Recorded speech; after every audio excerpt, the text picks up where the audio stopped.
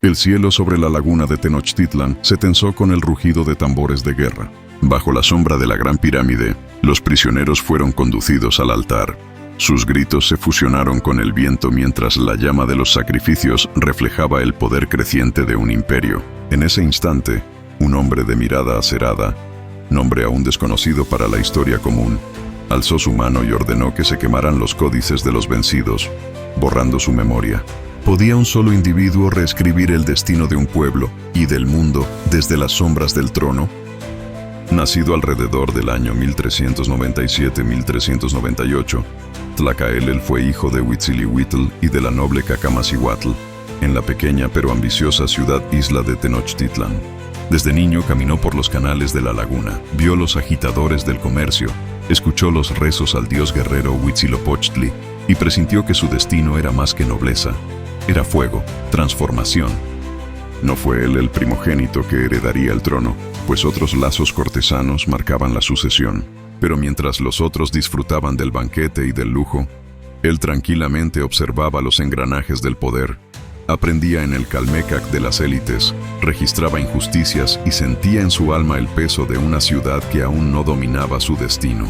En su interior despertaba un insaciable deseo de hacer de Tenochtitlan mucho más que una ciudad naciente, un imperio. Cuando la tiranía del reino Tezapec-Tepaneca ensombreció el valle y la alianza contra Azcapotzalco se gestaba, Tlacaelel dio el paso que cambiaría todo. A su tío Itzcoatl se le pidió que fuera Tlatoani, y él fue nombrado Tlacochcalcatl, jefe militar. Allí, en el fragor de la guerra, comprendió que la victoria no se ganaba solo con lanzas y escudos, se ganaba con ideas.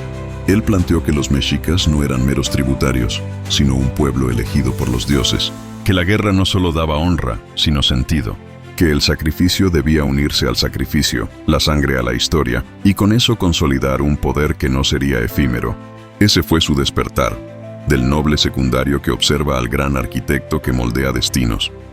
Bajo su mano firme, Tenochtitlan se levantó. Tlacaelel manejó la logística del imperio, creó la alianza de las tres ciudades, Texcoco, Tlacopan y Tenochtitlan. Forjó leyes que distinguían nobles y plebeyos, reforzó el culto al dios Huitzilopochtli como centro de su visión guerra. Impulsó las guerras floridas, batallas rituales donde la victoria se medía en prisioneros para el sacrificio más que en tierra conquistada. Pero no todo fue júbilo. Dentro de la nobleza surgió la resistencia ante sus reformas. El quemar antiguos códices para borrar la memoria de los pueblos vencidos generó temor y rencor. En los campos de batalla vio caer aliados. Tuvo que elegir entre misericordia y mordaza, entre gloria y culpa. Vio su ciudad crecer, elevarse sobre la laguna y los canales, sus templos reconstruidos, el templo mayor rededicado en 1484, bajo sus gestiones. Pero en su corazón sabía que este ascenso también alimentaba el embrión de la caída. La poderosa máquina imperial reclamaba sangre, hombres y devoción ilimitada. En los últimos años de su vida, Tlacaelel alcanzó el cenit y al mismo tiempo vio asomar la sombra de la vulnerabilidad. En el 1484, la reedificación del Templo Mayor fue celebrada con miles de sacrificios. Un triunfo que fue estandarte del poder mexica, pero también campanada del costo humano que pagaba su visión. Cuando murió en 1487, siendo un anciano venerable, su cuerpo agotado tras casi 90 años, el imperio dejó de tener entre sus filas a ese ideólogo silencioso. Sin su guía, el imperio quedó en manos de otros, incapaces de entender la magnitud de su obra. Fue un momento de triunfo y de vacío simultáneo. La gran caída no se produjo con él, pero en su ausencia se encendieron grietas que con el tiempo conducirían al derrumbe del mundo que había ayudado a construir. Hoy, cuando caminamos por la moderna Ciudad de México, bajo las huellas del lago y las piedras del Templo Mayor enterrado, recordamos a Tlacaelel como el hombre que transformó a un pueblo insular en un imperio que se creyó elegido, con un dios sol al frente y la guerra como camino. Su legado es complejo. Por un lado, estructuró el poder y la identidad mexica. Por otro, sembró violencia ritual, jerarquías rígidas y memorias arrancadas. Nos invita a reflexionar sobre el precio del poder, sobre cómo una idea puede forjar una civilización y también encadenarla.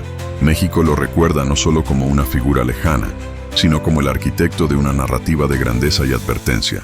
porque en su historia está presente la pregunta eterna: ¿qué estamos dispuestos a sacrificar para creer que somos elegidos? Y esa pregunta sigue resonando hoy, cuando levantamos ciudades, cuando escribimos historias, cuando decidimos qué memorias conservar y cuáles olvidar. Porque al final, Tlacaelel enseñó que la historia no solo se hereda, se construye, se edita, se sacrifica.